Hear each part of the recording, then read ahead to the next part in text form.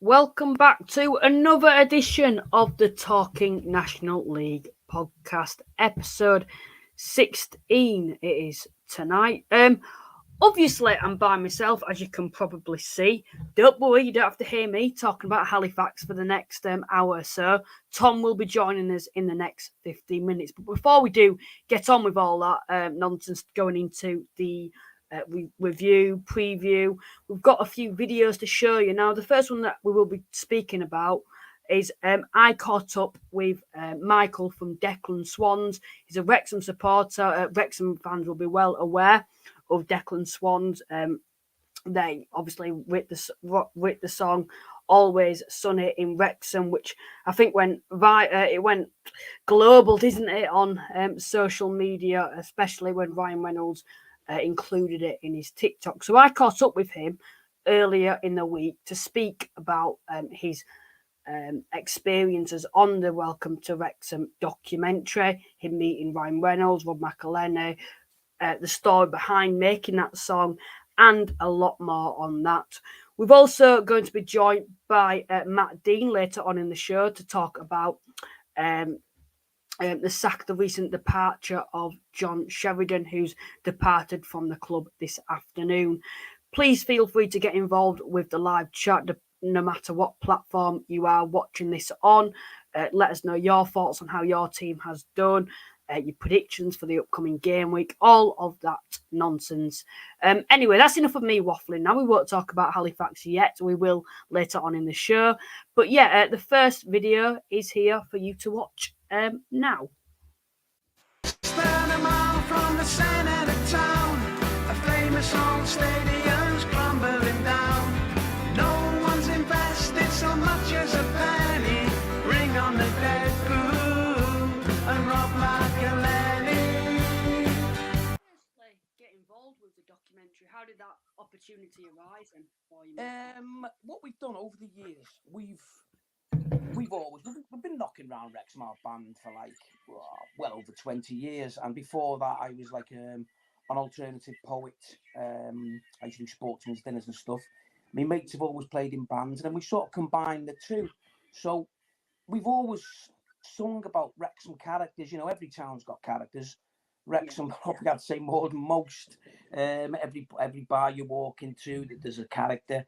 And we've also done about previous owners who haven't really been in it for the right reasons.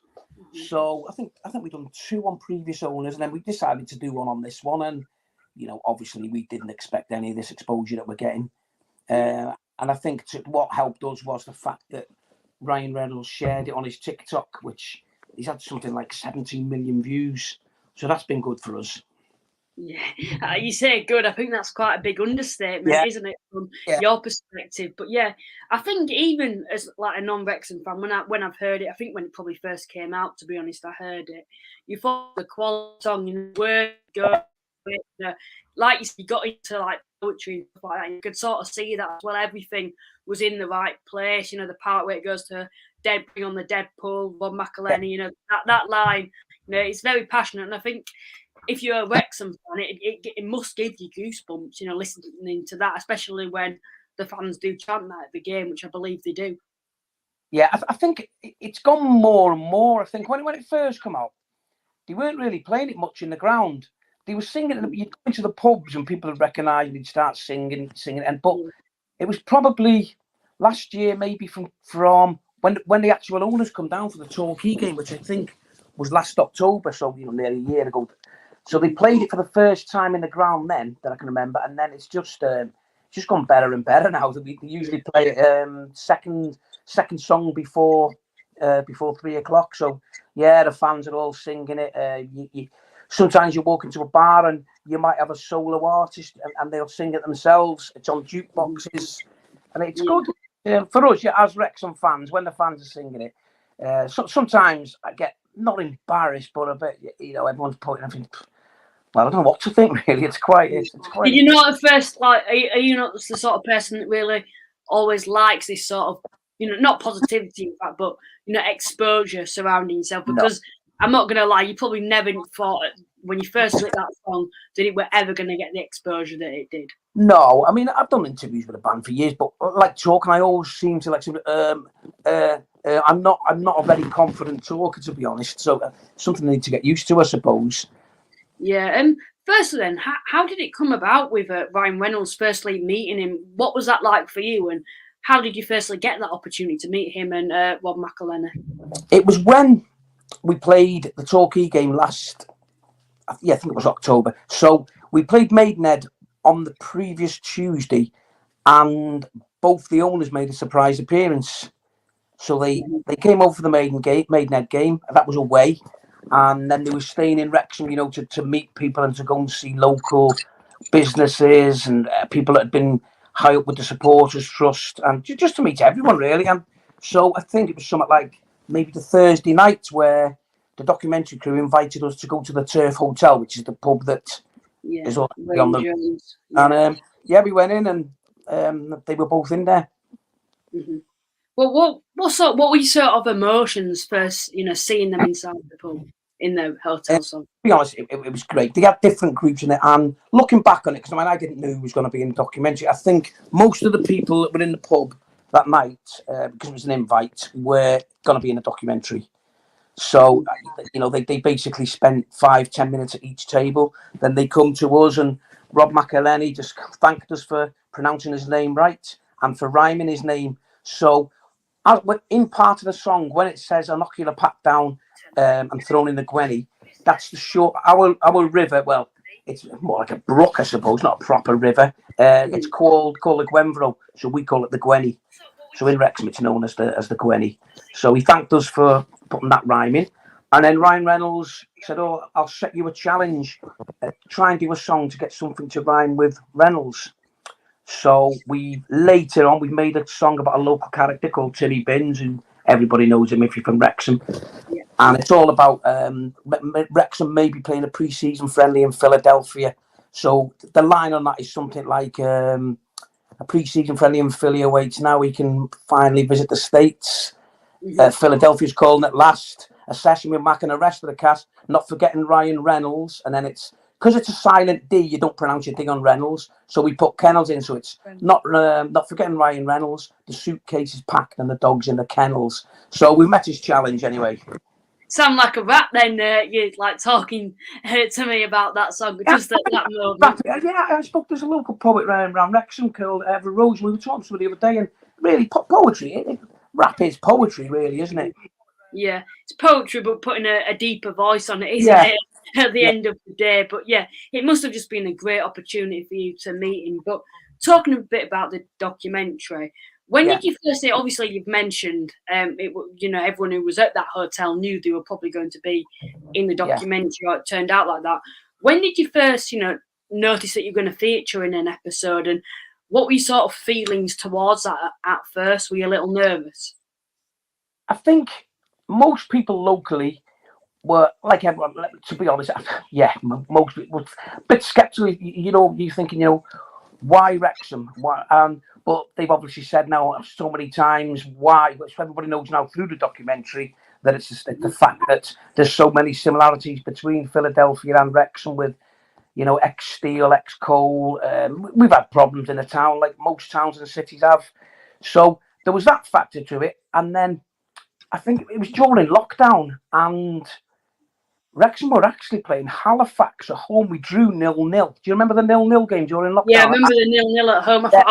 I was thinking, oh no, don't talk about the game, because you said at home. I thought you meant when we lost 4-0 at home. No, I remember that one as well. But we were watching the 0-0 game in Halifax, and one of the documentary crew, a guy called Milos, he telephoned us before and said, "Can you send us footage of you actually watching the game and getting emotional?" But there wasn't much emotion in that game, if you remember. It was a very poor game. So, my wife, because I'm not great technology, IT stuff, my wife was actually doing the videoing. So we were just sending videos of anything that happened to be exciting. We might have got a free kick or a couple of corners, but it was a very poor game. Mm-hmm. Yeah, it sounds like that. But, when you were personally recording, so when the first opportunity came around, you were recording in one of the earlier episodes. What was that like for you? And what was actually the sort of feeling and atmosphere surrounding being recording? So the recording, I think, with it, they wanted to follow. They found that I'd been ill, so that was the first thing, and I think they wanted to show a sort of a positive story, so that that I knew I was getting better, and I knew I was going to be better. I think they wanted to follow that from when I was like, before I started seeing chemotherapy, and so they followed that as well as being a Wrexham fan.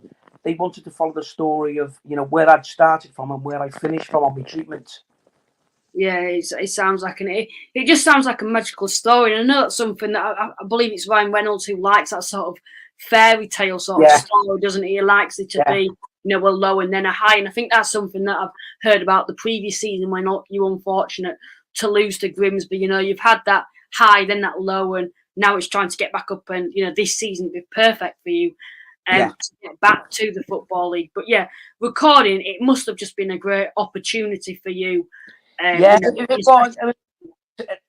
They put you at ease straight away. I mean, like you said, I'm not great in front of camera, but it was very. It was very relaxed. We got to know the main people that were coming to see us quite regular. We'd have a cup of tea with them before we even started. They'd tell us roughly what they were going to ask us and what we were talking about, really, or what we were due to talk about, I should say. So yeah, it wasn't as nervy. It's like anything. I get nervous, even coming on here. And think, but once I start, I'm okay. But yeah. They created a sort of a better atmosphere by the way they were. They were good, and they'd become friends in a way, I suppose. Mm-hmm. Did you have to put like any? I know sometimes you have to put like makeup on and stuff like that. No, nothing like that. No. Sometimes they would about your clothes, if you're working, say wearing dark clothes or wearing light clothes, they'd like you to wear certain things, or if you'd had something on, because I mean, must have had, I don't know, 8 or 9 different interviews. So they'd always try and say, like, because you wouldn't remember yourself saying things like what you might have been wearing on the last one. Oh, can you wear something a bit different on this one? You know what I mean? You wouldn't think of that. I wouldn't have remembered what clothes I was wearing. So things like that, yeah, it was quite strange. When was you actually, because obviously it's come out now, but when was you actually recording those episodes last year? I'm trying to think now. So there's the ones behind closed doors where we didn't actually meet the crew, and then they come to. There's a place where we do sort of we practice. So they come to the practice place, which is it's about 5 or 6 miles out of Wrexham.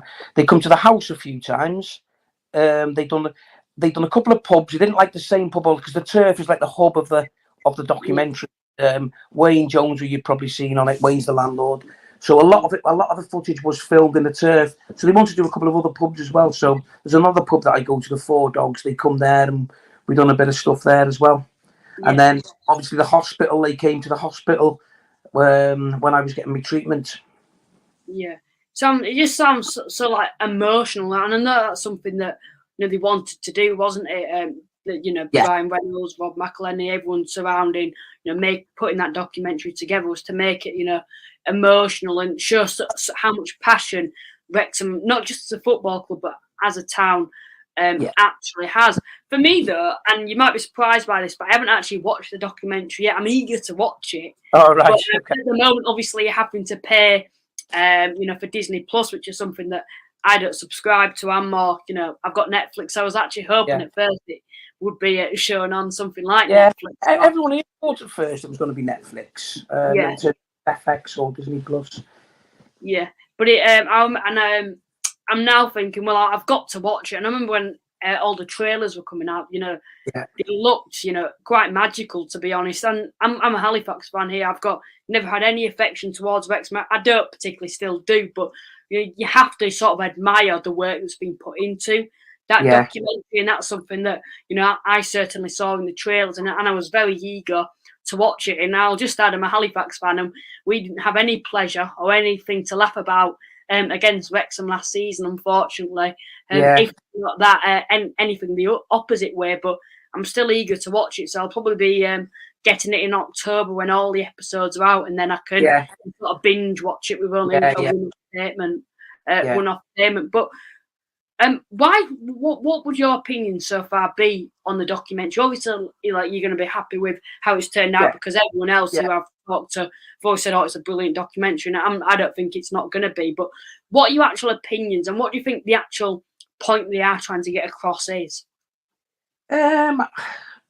I think that like some of the titles of some of the series, things like Fearless, and I think they've hit it quite well with the personality of Wrexham. I think as people, like most working class towns, we like having a laugh. We do have a few odd beers and stuff like that. We're passionate about our football, and I think that's pretty similar to yourselves. Probably you're a working class town yourself.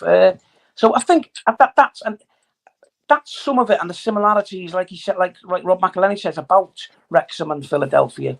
So I think from day one they've said that we want to feature not just the football side of it. We want to feel the characters of Wrexham and the people of Wrexham. Yeah. Could I also just add as well? I know a lot of people have been sort of laughing at this and sort of been I don't know, making laughing, thinking, oh, why are they saying that? And it's the fact that they say it's an underdog story. Like, could you just explain sort of the theory behind that and why they mentioned it was an underdog story? The underdog is, I think maybe you'd have to see a couple of series because we have had some bad owners in the past, and one of the series that was on last week, or one of the episodes, I should say, was about a previous chairman. I can name him now. His name's Alex Hamilton because it's been all over the series, and it was the fact of how we didn't let our club die, because basically the ground had gone. It was going to be a B&Q depot, and that was it. And the way that we first dropped into the conference, and they had their doubts whether or not they were concerned we would see the season out. So the fans in a day collected £120,000, things like that, and how we actually fought Hamilton. I mean, we fought him all the way. We went round his house. We canvassed. We went to his posh village in Cheshire, knocking at other neighbours' doors, saying, "Do you realise what you've got living amongst you? This is what he's done to a community."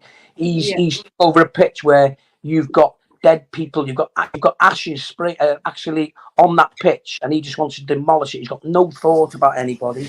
So I think that's where they've come up with that, I think. Yeah, exactly. Finally, then. What's your long-term prediction for this season now then, as a Wrexham supporter? Are you thinking league title or are you thinking playoffs? I'm sure you'll probably say getting promoted because I think you sort of have to do it. You have to the investment of players. It's not a foregone conclusion because, I mean, there's some very good sides in that league and there's other clubs with money. I mean, in a way, the other week, I see Chesterfield as rivals. Obviously, they're top of the league. I think Shamanga not moving was, I think he's a very good player. So, I mean, Chesterfield, we went there the other week and we got absolutely battered. They beat us 2-0. It could have been double that. We were poor. We haven't really been playing that well until the last maybe 2 games, but we've been getting results. So now, but the last 2 games, we have played quite well. I said, Gateshead played against 10 men.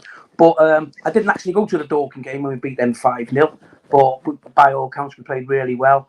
The Maidstone game, we beat them 5-0. We were very good against them. So it's, we lost to Chesterfield. We dropped points at Yeovil. But I don't know, I think we're on a bit of a run now. Is it 5 games on the bounce, maybe? So, let's keep that up and let's... it seems to be gaining a bit of momentum where last season it was sort of, it was sort of too, I don't know if too late, but slightly too late. Yeah, we didn't start till after Christmas. Where you were sort of the side that I think everyone was expecting from the off to just destroying everyone. It took a bit of time, to adapt to that, especially with the January transfer. Yeah, that's what I think. That's when we started playing. Yeah, I think we signed Ollie Palmer January, and it sort of just hit off straight away. We went from basically mid-table, and we pushed. Stockport had a good lead on us, but we pushed them all the way in the end. Yeah. Finally, then, and it is one final question that I've just thought of. It's quite interesting. Last season, then, there was the Wrexham Stockport rivalry.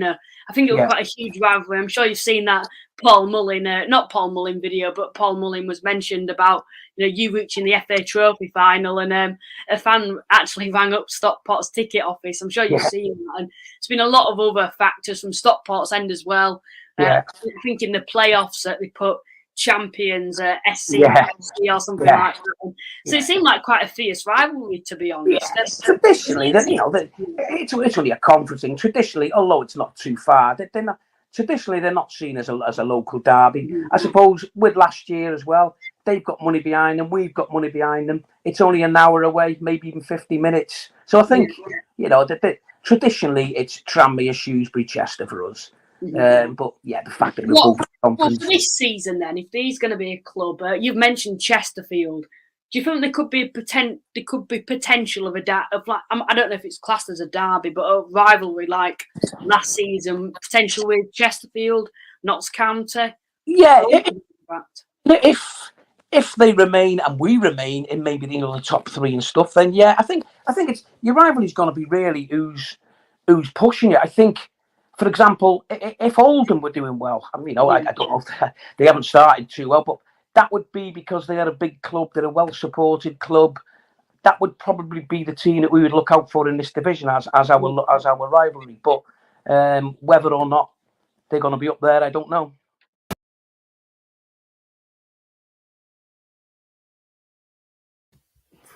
All right, we're great to speak to Michael from Declan Swans on that. As you can see, Tom hasn't been able to join us as of yet. Hopefully he can later on in the show. So for now, I probably need as many of you as possible to get in that live chat and just give me some topics to talk about. We've had a few messages came, and I did show them while we were showing that video just then, but I'll show them again. Evening, everyone. Welcome to the stream. Zach, Wrexham AFC is a League One team in the National League. It depends what you mean by that. Fan base, definitely, but probably quality of the squad when you look at some of the players, yes. But I don't think you can really say any side is in a higher league when they're clearly not at this moment in time. But yeah, Callum has said, how was the defeat to Chesterfield, lad? Yeah, I don't think Wrexham fans were too happy about that, but I've been told that they have turned a corner now, and I think he mentioned on that just then. So what we will do while we wait for Tom to join us, I have got another video to show you. It's we spoke to Matt Dean from the Latics football phone and the Boundary Park alert system on the recent sacking of John Sheridan, talking a bit about Oldham as a whole as well. But for now, before we do get into that, and hopefully, like I mentioned, Tom does join us, we will look into a few of the recent games that went on Tuesday before previewing the upcoming game. So yeah, please remember to get involved in that live chat. I really do need your help before Tom comes, just to give us some topics, give your thoughts and stuff to read out. But the first game that we will probably talk about at this moment in time would be Altrincham versus Scunthorpe, a 2-2 draw. Now, many of you will probably know I do some predictions every week on Twitter. Well, I think I'm trying to do it every week. Sometimes I do forget, and then I do a point system. This game week, I think I did fairly okay. Altrincham versus Scunthorpe, I actually predicted a 1-1 draw. It was 2-2. I think I just could have sort of seen this coming. Altrincham took the lead against Scunthorpe, Altrincham being at home. I think it was just sort of a gut feeling, thinking Scunthorpe would, go to somewhere like Altrincham and get a point. They hadn't got a point yet this season, and Altrincham haven't yet got a win this season yet. 5 draws after yesterday's Tuesday's draw against Altrincham. I think at the time I could have just seen it coming in. I think a 2-2 draw was a fair reception. Bit of a turn of a corner for Scunthorpe United. Obviously they've got York coming up next before heading to hosting Dorking. And then, Torquay away, Oldham away. The fixtures do start to get a little more difficult after that. From Scunthorpe's perspective, not Scunthorpe's, Altrincham's perspective, they've got Dagenham away. They got a win at Dagenham, I believe, last season, if I recall. Aldershot at home. 2 games where, if I was an Altrincham fan, I'd be expecting at least 4 points from that. Dagenham not being on the best of form, and Aldershot also being quite far down that table. So I think that will be a 2-2 draw. Well, that game was a 2-2 draw, obviously. And I think that was a fair reception of the game as a whole, based off the highlights that I did, in fact, seen. So Tom's just messaged me. He's stuck in traffic. Hopefully he can join us. Someone's come in. I will actually leave this message for later for when Tom joins us. Thoughts on Sheridan leaving Oldham, right choice in my opinion. I'd probably agree with you on that. We're going to go into a lot more detail on that later with Tom and, of course, Matt Dean, a video that I've got to show you later, what we were talking about earlier today. Solihull Moors fan said, hi, Luke, welcome to the stream. Tom, remember, give us some topics to talk about. I really desperately need them tonight more than ever. Someone said, up the Woking, Oldham battered. Yeah, fair play to Woking. What a victory for them. I think a lot of that sort of credit's sort of been shied away from Woking because of, Oldham and how much of a poor performance. But at the end of the day, Woking being 8th, you've got to give them credit. A 3-0 win against Oldham, it's a good win at the end of the day. Has your prediction changed, mate? If that's my whole predictions as a whole, I would probably say yes. But I think, to be honest, most people's predictions would have changed at this moment in time. The one I think sticks out for me as a bit of a shocker was obviously putting Solihull as title winners. I'm going to actually stick with that just for now. Because I still think they're sort of in that sort of mix for the title. A lot of people see him as best from the rest, as in, for example, Chesterfield, Wrexham and Notts. Then it's Solihull by a country mile. Something else has come in. It said, do you think Chesterfield will win the league? Massive character to come back from 2-1 down and 10 men to win. Performance after we were losing was incredible as well. I actually said, and I know this goes back to Callum's question earlier, I actually put Chesterfield 4th. Now, that's something I would change now.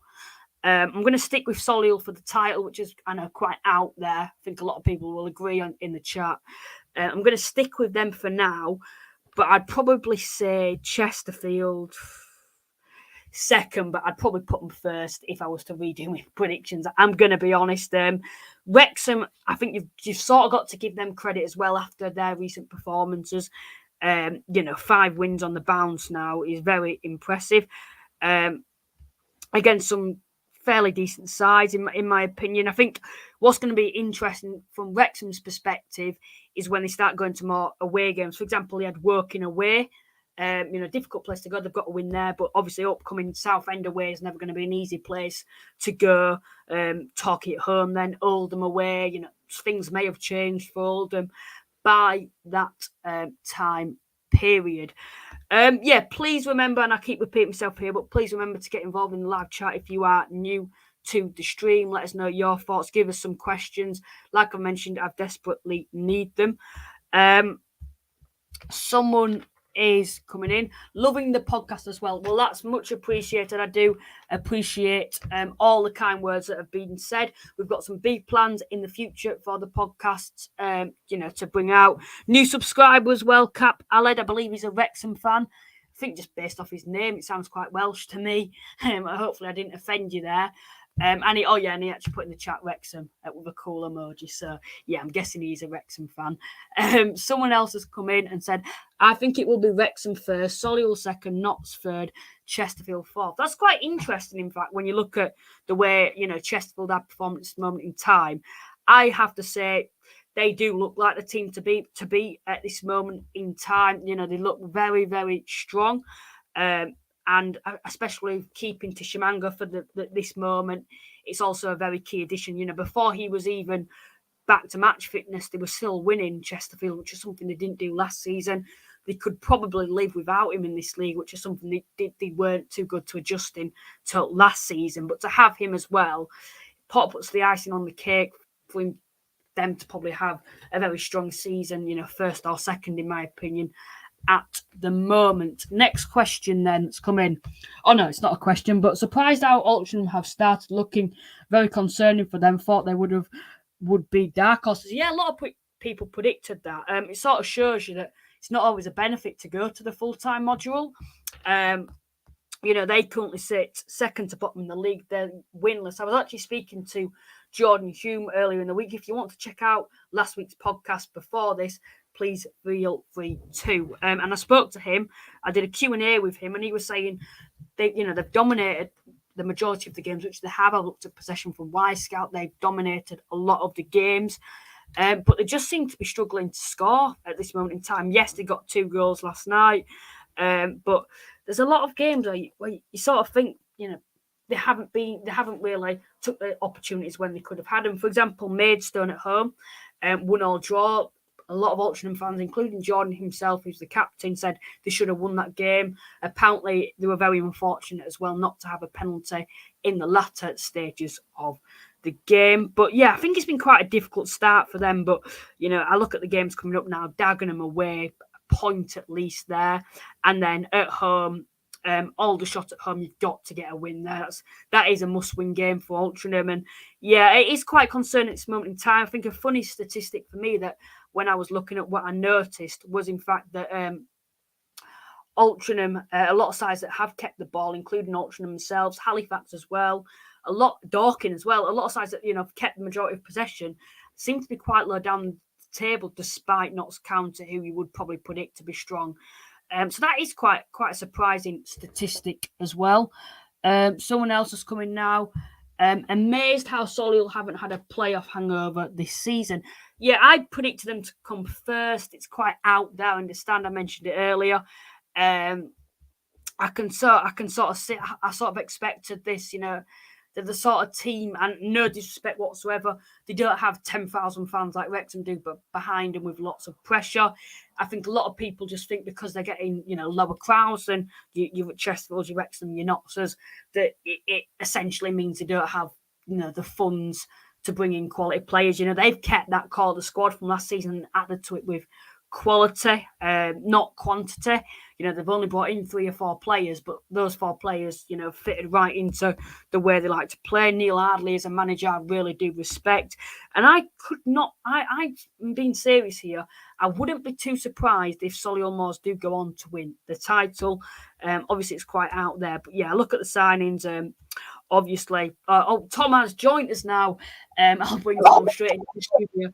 I apologise for bringing you straight in, Tom. But firstly, I'll just ask you, how are you? We've been doing a bit of a Q&A while we've been waiting for you.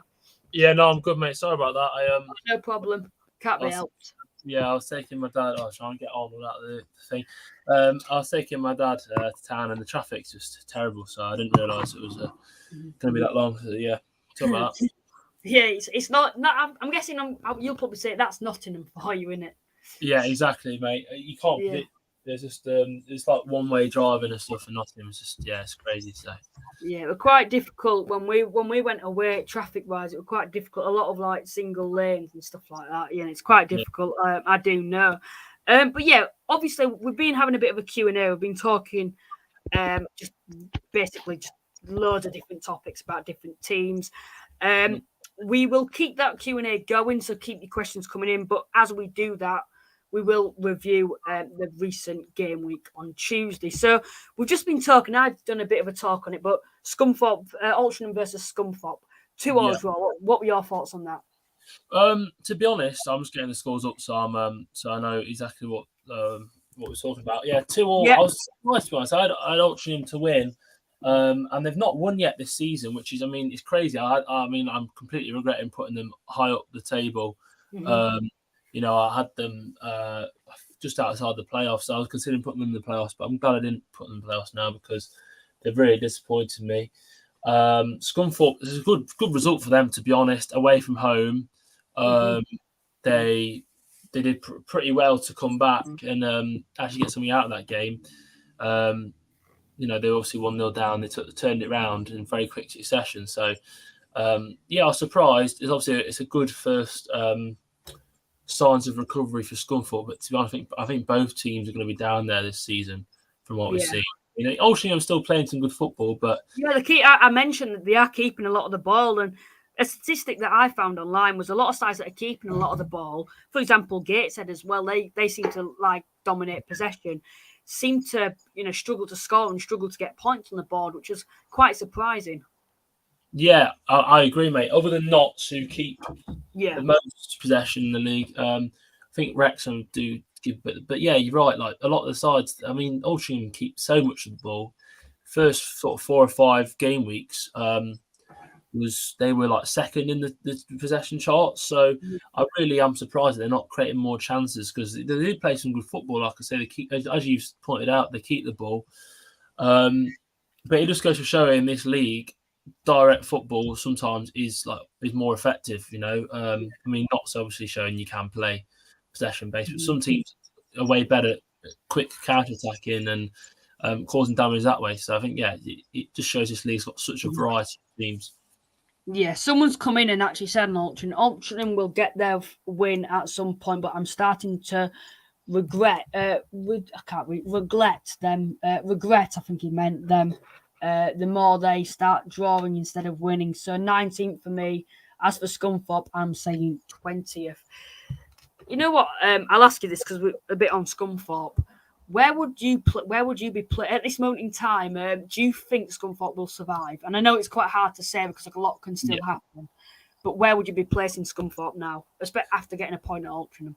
Yeah, I had them 20th at the start of the season, and I think that was a bit of a few people were shocked that I had them that low. But I kind of predicted they would be this low. But I thought basically that they would start really poorly, and then they would be all right at home, like they get results at home.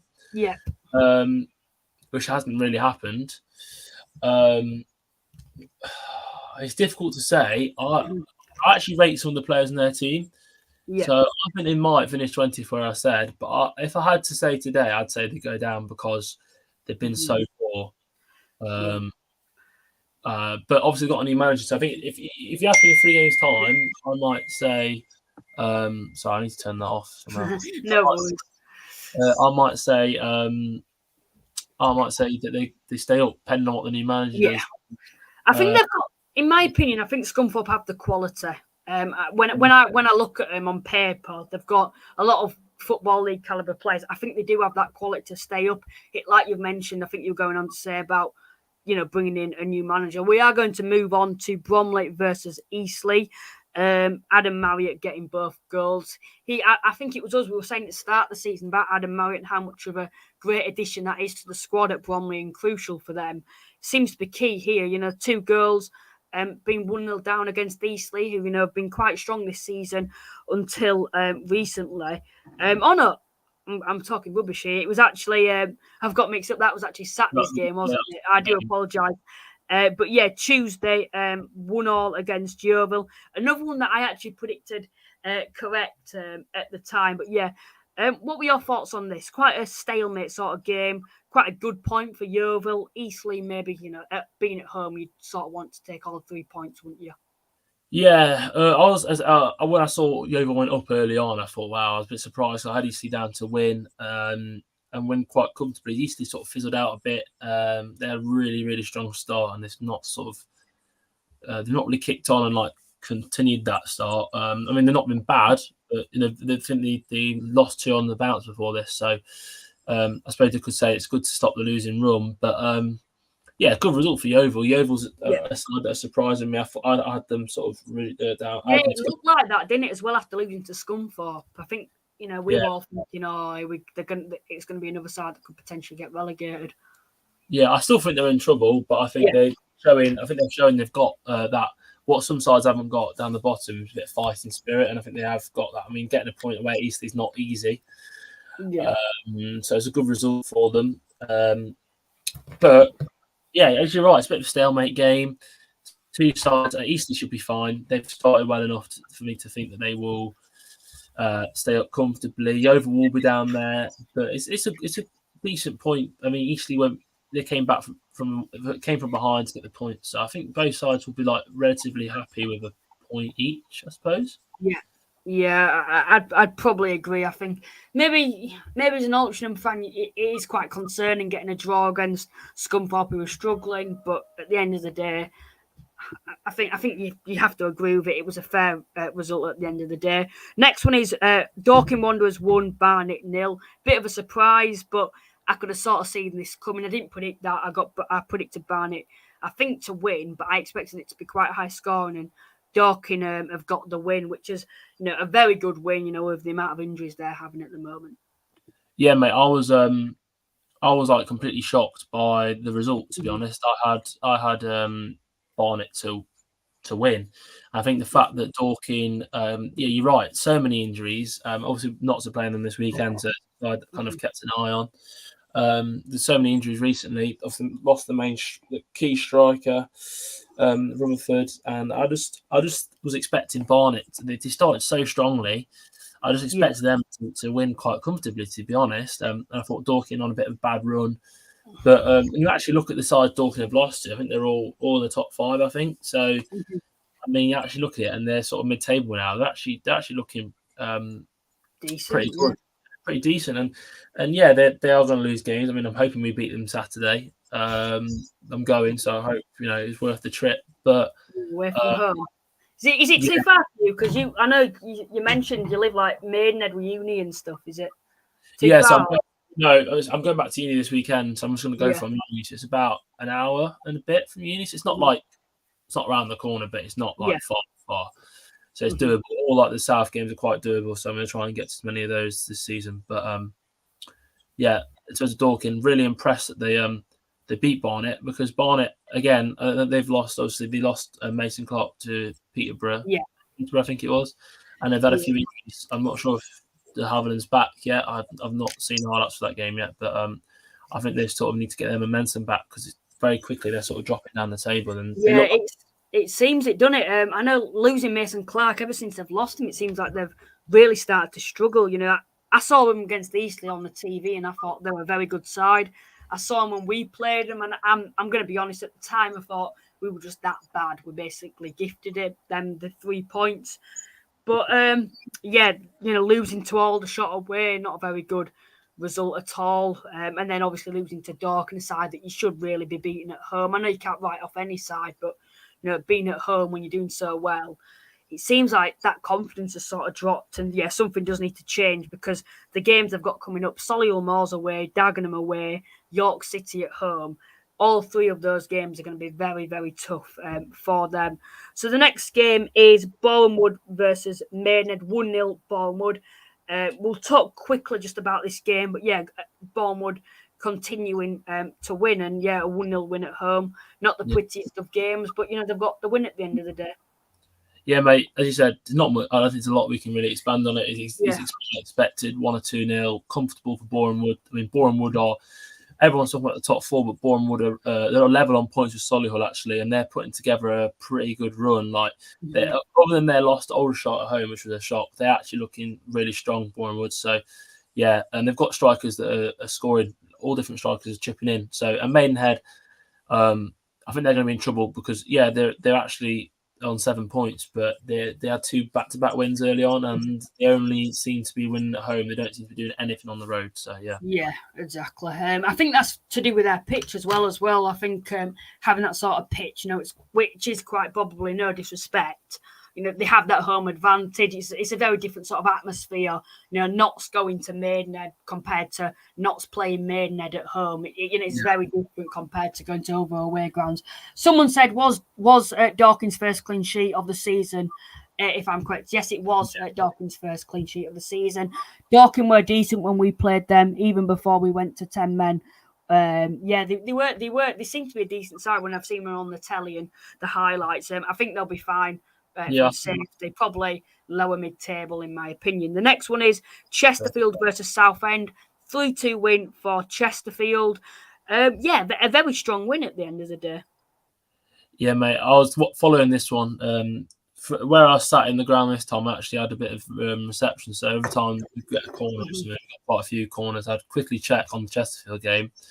And it was because someone said in the ground they've gone down to 10. I was like, the chance of them to slip up here and drop points. And then we went 2-1 down, and I thought, wow, they're down to 10 men. Southend are a good team. And then when I checked, it was 3-2. I could not believe it. I was absolutely gutted. And at full time, 3-2.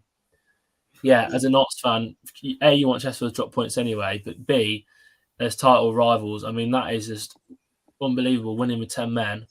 They keep getting red cards, so, I mean, it could come back to haunt them at some point. But, I mean, the fact that they've won with 10 men, they didn't have Shamanga. I don't think they had Dobra either. I mean, they didn't have Banks for 45 minutes. He's probably been their best player or one of their best players. I mean, they've done it without, like, they are some team, Chesterfield. I mean, Southend will be disappointed. Southend will be really disappointed to lose against 10 men. But Jeff King, what was in the goal? Yeah, it was class. Someone's come in, Jeff King screaming. Yeah, it was absolutely class. They just look like a force, and it's similar to him at the start of last season, but probably even stronger. I think the thing is, it's not just one or two players like it was last season, where the majority was all about Tishimanga, wasn't it? That was where the headlines were coming from. Where this season, he's hardly played and he's still scoring, but Dobra, Banks, King, Quigley even now scoring. Yeah. Asante, they've got to the disposal. There's so much depth in that squad, and I think they've learned from past mistakes. And Chesterfield do look like a force at this moment in time. And I think if they did get a few key injuries, I think they could cope with it, unlike last season. The next one is my beloved Shaman, 2-0 win against Gateshead. First win of the season, buzzing with that. I'll quickly just add something. We were very poor in that first half. Gateshead were a very strong side. I thought they were very good on the ball, creating chances as well. Deborah is some player. I think he'll be gone by, I'm not going to lie, I think he'll be gone by January if we're in the same position. He was just a step above, kept us in that game. He's so intelligent, so fast, strong. He's got all the qualities to play at a very, very high level in the future. Yeah, I can't see us keeping hold of him because he kept us in that game. He looked out of place in the Halifax team, I'm not going to lie. The rest of them were quite poor, even your Minihans, your Keens. Desaru were quite quiet in the first half, but we went in at half time, and then it was literally 10 minutes of magic. We just stepped it up, creating chances for the first 10 minutes of the half, go 1-0 up. We're quite gifted a mistake, but it set up nicely for Desaru. Good finish from him, go 1-0 up, and then you've got that momentum shooting towards a stand, where the atmosphere is coming from, also gives you that sort of boost as well. And then we just capitalised on it, and when you go 2-0 down, it sort of knocked the stuffing out of Gateshead. But they did start to dominate after that, and I don't think it was ever in doubt, but we were very strong defensively on the night, and I thought Gateshead just didn't do enough to score. They should have probably scored in the first half, and the leaked two quite poor goals. And that's probably what Gateshead are going to struggle. Their midfield, probably one of the top in the league, probably one of the best, I'm not going to lie, on Gateshead. But defensively, they seem quite shaky, and going forward, they didn't take the chances, which was quite surprising too. But Halifax, a very good win for us too. Do you want anything to add, Tom, before we move on to your game? Just obviously, Desaru, I've probably said that wrong. He's got his goals finally started scoring. So, I think that's key, and I think you've mentioned that. But someone's coming. Halifax will get mid-table, 13th place. To be honest, after yesterday's win, it's quite hard to say. I think we're unbeaten in 7 points. That's quite strong in my opinion. 2 winnable games coming up against Aldershot, and then we've got Eastleigh. So I'd be expecting us to get at least 4 points from them games. If we are serious about getting the playoffs, then I'll probably say 6 if we need to get the playoffs. But the next game is Notts County 2, Aldershot Town 0. I'll just let you digress on this game. Yeah, mate. Obviously, I was there. First half an hour, Aldershot were really good. Leslie, I've probably said that. I don't know how you say his name actually. Aldershot manager. He got his tactics spot on. He had Effie on playing left wing actually, and he got him on Brindley, so he was sort of pushing Brindley about. And Brindley had a good game, but he still got his tactics right. Abaluza was playing down the middle. They were playing with pace. Actually, for the first half an hour, they were probably the more threatening side. Yeah, we weren't looking too good. We was, but after half an hour, they got quite tired, and we just before half time, we had 3 chances in stoppage time, one after the other, and we didn't take any of them. So second half, we came out, same thing really. We had the ball. We ended up with almost 72% possession. Yeah. Second half, it's in it that. Yeah, sort of statistics. Yeah, they couldn't get it off us. We were just passing the ball. The crowd was singing. We still got the ball, and then Badrami was brilliant. He stepped out from defence and he took it past 2 or 3 players, and then passed it to Scott, who scored. And Scott's obviously a proper goal scorer. And then same happened. The main got it down the right. It was put into him to Langstaff, and Langstaff did what Langstaff does best. He scored yet again 10 goals for him. He's been unbelievable. And then after that, we just killed the game off, to be honest. We just kept the ball, passed it. Saw a debut for Quevin Castro came on. He's on loan from West Brom. He came off the bench. He looked pretty good. He looked like he's got some quality, some class about him. And I won't go on to that not too much. You can, if you go on my Twitter or the Not Stats Twitter or the Analyst Bar Twitter that I'm a part of, we talk about Knots on plenty of those.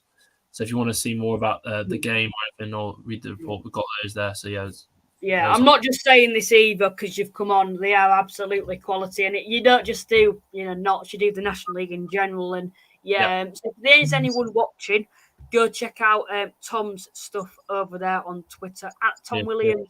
Yeah, it's on you. It's on your thing. Just to announce, I don't believe we'll have time to do the preview. However, what I will do tomorrow night, hopefully, I'll do a Twitter space. I'll get a few lads to come on tomorrow night talk about their club. So that's just heads up. Follow me on Twitter. If you are on there, apologies if you're not. And then next week we'll try to do a preview, a review, and preview. If these, I don't think these Tuesday games next week. But just finalising off with the last couple of games before I show you the interview with Matt Dean. The next one is Maidstone won, Wheelstone won. A very strong point for Maidstone. Another one I did get right as well. I'll take the credit on that one. Maidstone being at home, Wheelstone going away. What was your take on this game? Yeah, I think I actually had 1-1 on mine as well. I think I actually got this one. I don't know. I might be wrong. I think I had 1-1. But it was as I expected. Two evenly matched sides. To be honest, I rate both teams pretty highly. I think they're both going to finish mid-table. I think they're both solid teams. I mean, obviously Maidstone lost last week to Gateshead. Last time they played, week before, whatever. Yeah. Because that's a disappointing result for them. But they won 2 before that. Obviously, Wheelstone have been pretty good. I mean, they've been very, very good. A very surprise package for most people. I think both have got quality, and I think. Maidstone are a very well supported team. They'll be fine. I think they're probably going to finish the highest out of the. Well, maybe York actually. Yeah, but... York, I'm still thinking Maidstone. I still think they're going to get sucked into it later on in the season. That's probably quite an unpopular opinion, but I'm going to stick with what I said at the start of the season. Maybe slightly higher in the relegation zone. But the next game is Torquay 1, Solihull Moors 4. I remember you and Colin both saying. I think a Solihull fan came on saying a 1-0 win for apologies for that, a 1-0 win for Solihull, and I think you and Colin both said I think you'll absolutely batter Torquay because they look shaky at this moment in time. I'm not gonna lie. When they came to Halifax, they defended for their lives. You've got to give them credit for that, but as a team, they seemed very, very poor. One of the poorest Torquay sides I've seen at Halifax for a long time, and they're another side that could be in that sort of dogfight at the end of the season, which is very surprising to say. But the way it's going, it's not looking too positive. But they are scrapping out the odd results. But a 4-1 win again, a 4-1 defeat to Solihull Moors. Solihull Moors keeping that sort of strength. They're just scoring for fun. They're out scoring sides, aren't they, Solihull Moors? And they do look like a force, don't they, Solihull? Yeah, exactly, mate. I said before the game, my predictions put on every week. I said 4-0, and Torquay fans were saying, "I hope not." I might as well stay at home. And I think people were saying 4-0. It's crazy for 16 to win 4-0, but honestly, I rate Solihull that highly. I mean, I think they're a fantastic attacking team who score so many goals and just so good, so many good attacking players. And like you said, Torquay, they're living on borrowed time defensively. I mean, they just. Are not very good defensively. There's a reason that Halstead made all those saves because he had to make all those saves a week. And I mean, Torquay fans are completely demoralised. I think Joe from Off the Line blog, he said on the other day that this weekend is going to be another loss, and they're saying that already. So Torquay, I think Gary Johnson's time is probably up at the club. I think as far as their fans are concerned, and I think they are. I mean, if they carry on like this, they're going to be in the relegation. Scrap. They're going to be in there, so they need to make a change soon. I don't know if the manager should go, but he's done a brilliant job at Torquay as well. But I think that he's taken it as far as he can. I would agree with that, and I think there was a poll going out on Twitter, and Torquay fans rate Gary very highly, but it does sort of seem at the moment like his time is up at Torquay and something needs freshening up because their recruitment didn't really ever stick out to me as quality. I think it was quite risky because it were a lot of youngsters, and it doesn't seem to have come off at this moment in time. But yeah, the next game is Wrexham 4, Dagenham 1. I think they just demoralised Dagenham. I think you could sort of see it coming out. I said 3-0. I think you also said 3-0 to Wrexham. They're so strong on Tuesday nights and they're so strong at home. Dagenham looking shaky at the moment. They look low on confidence, I think. The only word I can really say. When you look at the quality in the squad, they should be doing a lot better. I think going somewhere like Wrexham at the moment, it was probably one of the worst places to go, isn't it, Wrexham? Because they are probably the strongest side at home in the whole division. Yeah, mate. I mean, obviously, not Swedes put 5 past them last time they played, and I said I think he needs some sort of performance, but he didn't get it. So I think he's in trouble as well. Another manager that's really in trouble. Their fans are sick of it. They look like a team of individuals. They've got really good individuals. Junior Rice scored, I think, and he is really good. Paul McCallum, we know how good he is. They've got so many good players. They're just looking awful. And obviously, you don't expect to go to Wrexham and even get anything from the game, really. But to get beat 4-1, that's 9 goals in 2 games now they've let in. Like, that's not right. That really isn't right. And I think, they've got injuries at the back, but they just don't look like a team. They're just, as I said, a group of individuals. And I think they need to make a change as well. If they're serious about getting playoffs. Or even stable. They're another side. I know it sounds stupid, but they're another side that could also get sucked into that dogfight. The way they're playing, I know it's not County at home, and we can't really say it because we lost 4-1. But conceding 5 goals at home to any side in this division is embarrassing. At the end of the day, it sort of alerts me with signs that things are going wrong, and it's time for the manager to leave, especially after that. Losing 4-1 away at Wrexham, you should at least be putting up a fight, but it didn't sound like they did at all. And it's not looking good at Dagenham at all at this moment in time.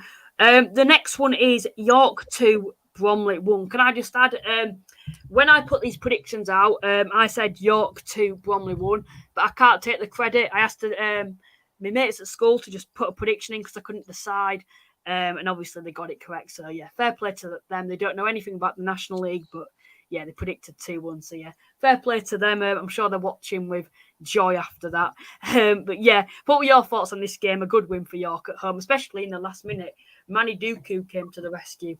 Yeah, mate, I had it as a 0-0 draw. I couldn't decide. It was one of those games where it was just the two sides that I think are going to be in and around playoffs. Like they're going to be scrapping out for that last position in the playoffs, to be honest, 7th, maybe 6th.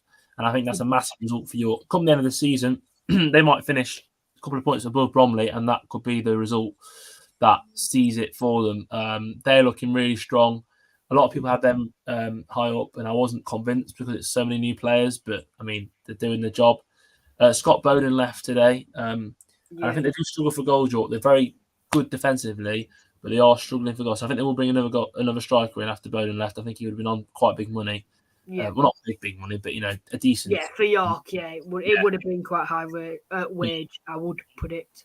Yeah, and for Bromley, disappointment to lose it last minute. They still a side I rate highly. I think they need to get the 2 strikers scoring though, because they've got 2 strikers that can score lots and lots of goals. They just don't seem to be doing it at the minute. Like this one week they'll be threatening, next week they're not. So. But 2 sides that are defensively sound, so I wasn't too surprised at the result. Yeah, I can't really predict. Really say it was just so hard to predict at the end of the day. It was just one of those sort of games. But the finally 3-0 Woking against Oldham. Oldham demoralising, the sacking. I think it was mutual. I've been told this afternoon. John Sheridan leaving the club. I think they just ran out of ideas. I'll ask you just for your opinion on that. But I think firstly we have to give Woking credit at the 3-0 win against Oldham, who are still a good side at the end of the day. They've got some top players. You've got to give them credit. And Woking 8th in the league. They do seem to start to become the side that I think everyone was hoping they would be at the start of the season with money that they did spend on players. Yeah, I think Woking fans were when I put my predictions out, they were not critical, but they were a little bit when I said that they haven't really got going, and what I meant by that was that they often I think I rate Woking so highly. They play good football, they're a good team, and they can do. I think they can get the playoffs this season. I really do. But like after they win one, they seem to like stutter again and drop points somewhere else. So the fact that they won this game, it gives me confidence. And I think they really can get the playoffs. And they're not relying on one player either. They've not got like a player that scored loads of goals. They're spreading it out. And yeah, you have to give Darren Searle's men a lot of credit, but you also have to say with Oldham, it's kind of like a told you so kind of thing with their fans. I think they fought. I mean, no respect to Oldham fans. I think they fought this league as everyone does when you drop down. Yeah. This league will be fine. We're a League Two club. We're a league club. We'll smash this league. We'll get straight back up.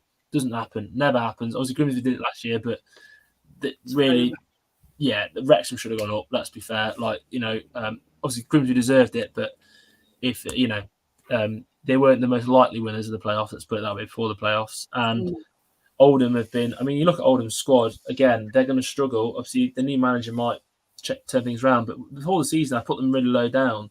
And that was just based purely on the fact that their squad doesn't look as strong as teams in this league. Even with the takeover, they didn't. And I spoke to Matt about this. Even with the takeover, there wasn't anyone that stood out. Dan Gardner, yes, football league player, but it seems to be the same with Scunthorpe.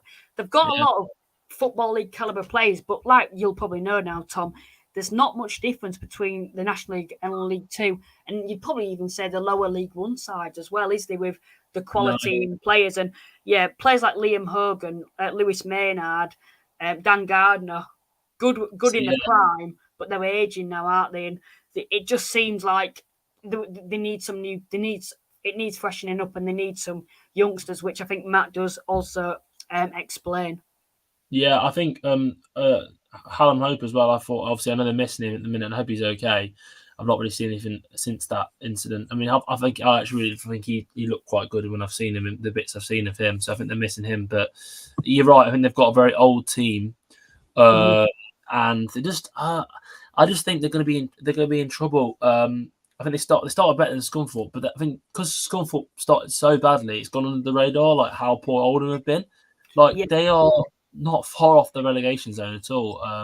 Lower than us now, and we had a horrible start. Terrible start, exactly. So they're only 2 points above the relegation zone. I know it's really early, but they're not. I mean, before the season would have started, they would have thought Woking away. I know it's Tuesday night; it's a long way, but they would have thought Woking away. Oh, we'll beat teams like that. I mean, last season not to beat Woking away, and we weren't even that good last season. And I know Woking are better now, but the point is that Oldham fans, Oldham people that before the season were saying they'd get the playoffs. I cannot see that at all. Yeah. And I think they will. I think they'll be fine. I think there's a few teams that are worse than them in this league, but I put them I think. Yeah, I think they'll finish around where they are now. To be honest, 16, 15. I think they'll be fine, but they're not going to do anything. And I think the decision to get rid of Sheridan is right because they're going. Yeah, something needs changing. I can sort of see what happened at Southend happening with Oldham, where they might have a bit of a run. They haven't had any momentum yet to really build off. Where I don't think they've won 2 on the bounce yet this season. Oldham, no, they haven't. And I do think it's just about stabilising this season for them. But listen to this, right? Halifax at the start before Tuesday's games were 23rd. After we defeated Gateshead, we went up to 15th. We're level on points now with Southend and Oldham. We are level on points with Oldham.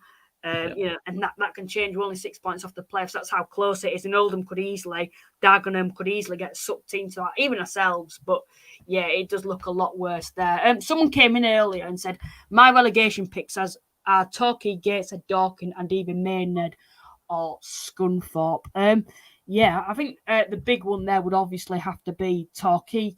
Gateshead looked a good side for me. They kept a lot of the ball. I predicted them to go down. Maybe now after watching them play, maybe it is a bit different. Someone's come in. Go away now. I'm only joking. Thank you so much for Pete Wild. Yeah, just to let you know, he's rumoured with the Huddersfield job. But he's obviously signed a new deal at Barrow. Yeah, but good to see. Well, good not good to see him doing well at Barrow. Yeah, but best of luck to you this season. Someone came in earlier and said all the shots going down potentially. Yeah. I think that more or less wraps up us reviewing the previous game week. Like I've said, I'll try to get a Twitter space for tomorrow night. So I'll show you this video. Tom, I do really appreciate you coming on. Cheers to everyone that helped me out during when we were doing that mini Q&A or whatever we were doing earlier. It was much appreciated. We'll be back at the same time next week with another episode. But for now, I caught up with Matt Dean from the Boundary Park Alert System earlier tonight to talk about the recent departure of John Sheridan. Tom, once again, cheers for coming on. Yeah, thank you. I'm sorry for being late, mate. Cheers. No problem. One. I apologise for that. We've seen that. Afternoon, John Sheridan left Oldham Athletic after recently joining them in January. He's now been sacked by Oldham. I'm pleased to be joined by Matt from the Latics football phone-in and the Boundary Park Alert System. Matt, firstly, how are you and what's the news regarding Sheridan's departure? What's your emotions surrounding it? I'm very well, thanks, Luke. And last night we did a Latics football phone-in. We do that on a Wednesday. We get everyone to phone in, and obviously the reaction from the walking game on Tuesday night was very upset. You know, we lost 3-0 away at walking. You feel that you come down to earth with a bump when you're losing to sides like walking and Wealdstone and things like that. And we can have no complaints at the end of the day. But the mood has been for a while that Sheridan didn't have the energy, maybe the enthusiasm, the ideas, the creativity at this stage in his career to take Latics forward. When he came in January, we were all but relegated, and he gave us a brief glimpse of survival and hope. But the other thing was as well, I mean, just to mention, he's not been sacked as such. I think it genuinely is a mutual consent thing with them. I think because Sheridan himself has been, I think he's aware that he's been struggling personally, and Tommy Wright, and obviously the club we've got Joe Royal on the board now, so he can see what's going on from a football point of view. So, and the fans were very much of the opinion that he was struggling, and a change was probably needed. And it's happened today. Yeah, he came out retirement, I know, in January to, managing, give you a glimpse of hope of survival in the Football League. Unfortunately, it was always going to be a difficult task, but he didn't manage to, complete the Great Escape, basically, what it would have been. And this season, I think a lot of people would have expected it, especially before the takeover, that Oldham and obviously Scunthorpe were in a worse position than you at this moment in time. Would obviously struggle because sides recently who come down to non-league always seem to struggle, and it is a bit of a reality check. I know you got a draw away at Torquay in the first game of the season. Seemed to be going okay, win against Dorking, and it just seems like you've just been very, very, very inconsistent. And recently, losing to Woking, who they're a side that, they're a good side at this level, but they're a side, going away, you'd be expecting to at least get a point potentially there. You'd be wanting 3 points, but at least a point somewhere like Woking. But to not just lose, but to lose in that fashion, something needs to change after that. We lost 4 games this season, and in every game we haven't scored. So it's like as soon as we go behind, we're struggling. We haven't got it in us to get the fight back, and I think that's what disappoints fans more than anything. There's not been under Sheridan a really clear plan for how the team should play. We've not seemed to have a particular plan A. We've certainly not had a plan B when things are going wrong. But what I will say is to give credit to John Sheridan, a huge amount of credit to it, and to thank him, because while the club has been going through what it's been going through over the last since January, since that with the relegation, the takeover, there's been a lot of uncertainty, and he stuck by the club. He didn't have to. He probably knew in his heart of hearts that he probably wasn't going to be around for the long term, but he stayed over the summer and he worked and he did his best and he stuck by the club. And so I think we all have to be very grateful to him for that while there was that period of instability.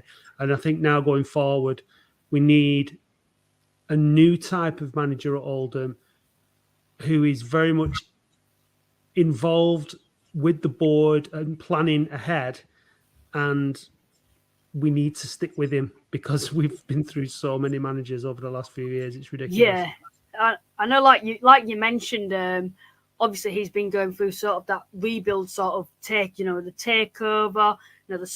We spoke earlier on in the season, and I remember the things you were saying on the recent owner. I won't try to pronounce his name. And then obviously after that, it was official that there were going to be a new owner coming in, and there was such a buzz going around Oldham. You could sort of feel it with the attendances that you were getting, the things going on before the game. And I think at that point it might have been, Sheridan really the man now to take us to that next level. And I think Oldham fans are probably thinking now, it's time that we get a new manager like you have done, someone new with fresh ideas who, like you've mentioned, can work with the board. I do believe, though, Sheridan is going to manage one last game against Eastleigh, I believe. Yeah, I think I'm sure Sheridan didn't want a fuss made because he's that kind of guy. Yeah. I think he probably would have preferred to just sort of sneak off out the back door and have done with it and either get the new manager in on Saturday or have somebody else take over for the game. But I think the club wanted to acknowledge, like I said, what he's done, not just in this stint, but over the years for Oldham, because he has been a very, very loyal servant over the years. And he came back, he was prepared to come back for nothing under the previous regime to try and keep us up. And I think the fans will appreciate being able to sing his name and send him off in style. And hopefully the team will respond and we'll pick up a win because we really need one on Saturday. Yeah, you certainly do. Against Eastleigh, they're another side that are quite out of form as well, Eastleigh at this moment in time. But you look at the fixtures after that, for example, Bromley away. Apologies for that, but Bromley away, Wrexham at home. And then even a side like Scunthorpe, they could be in a totally different position, by that time that you're playing them. I think it was time to obviously have a change. So at the moment, you currently sit 16th in the league. We've actually gone above you now as Halifax fans, which is quite surprising considering how poor of a start we obviously had. Yeah. It won't last, mate. Don't worry. It won't last. But, what are your expectations now from now? 16th in the table. It's going good off the field. It looks with the ownership and all that sort of things going on there. What would your expectations be for this season? Would it just to be stabilised? Potentially have a bit of a run, try get into the playoffs, or would you be wanting secure playoffs and maybe potentially do what a side like Grimsby recently did and go straight back up? Yeah, I mean that's what we all want. Obviously, we want to come back up at the first attempt, but whether we will or not, it's not an expectation. When we look at how many points Wrexham got last season and the fact that they didn't go up, there's no guarantees in this league. It's far too difficult. But what I would hope for now is we have to be a lot more difficult to beat. Whoever comes in has to get us much more organised. We have to play to the squad's strengths, which I don't think we have been doing. I want to see us, like I say, picking up more points and just be in and around it. As we've not had a good run yet, obviously. So at some point in the season, a bit later on, maybe put together a run and maybe have a go at the playoffs at some point. But I think as long as we can see, for me, that there's progress throughout the season and that we've something to build on for next season, then that'll do me, because I don't expect us to get promoted this season. I don't even expect us to necessarily finish in the top 7 because we've like you mentioned with Scunthorpe, when clubs are in such disarray as our club is and their club is, it's extremely difficult to turn it around, and you can't do it overnight. There's so much wrong at Boundary Park, even with the new owners. There's so much money that needs spending on infrastructure, on players, on coaching staff, on equipment, on everything. So, it's very much going to be a case of doing our best this season. And if you can do like Grimsby did, and you can actually get into the playoffs, then anything can happen, can't it? But I'm not expecting it. I'll be delighted if it happens. Yeah, like what I noticed was when the takeover happened, obviously there was a lot like financially he had to pay debt, he had to pay, etc. like that. And what I also noticed is the calibre of players that you brought in after the takeover. And I know it's still early. There were no signing for me that was like, wow, how have they managed to get him? And that sort of shows, like you mentioned, that sort of progression over time. It does take time to be bringing in players, of calibre of what Oldham could potentially attract in the future. Finally, then, are there any new managers rumoured with Oldham? Obviously, it's very early at this moment after the departure of Sheridan, but is there anyone rumoured at the minute, or anyone for you you particularly would like to see? The name that is probably where the smart money is David Unsworth at Everton, because of the connections with Joe and Darren and whatnot at Everton. It was announced in April that he is looking to leave Everton and they're under 23s for a job. Yeah. So, I don't think Oldham can afford to take a manager that's under contract from another club at the minute. There's been a few names, knocked around from the lower leagues, but Scarborough, for example. Green, it'll be. I think it's something. He used to play for Man United, I know, the Scarborough manager. Yeah, and I can't see that happening. I assume that the position is taken up. I assume that now Sheridan's gone out. Last game against Eastleigh, he'll be announced. The new coach will be announced after that game, but probably on the Monday, I would imagine. Yeah. And then we'll go into the Bromley game. Then with the new, he'll have a full week with the squad. So that's what I'm assuming. I think Unsworth is a good shout. I'd like to see somebody like that. I think it's good. Somebody as well-known name in the game. Good track record with young players, which is what we desperately need, because we've got to get the academy working. We've got to get young players coming through. Just to add, I remember Oldham, and I remember we had a player called Zach Durnley who came to us, and we were like, "How have Oldham let him go?" Because he was young, he felt prolific for us if he could get a run of games in the team, but we were very strong last season.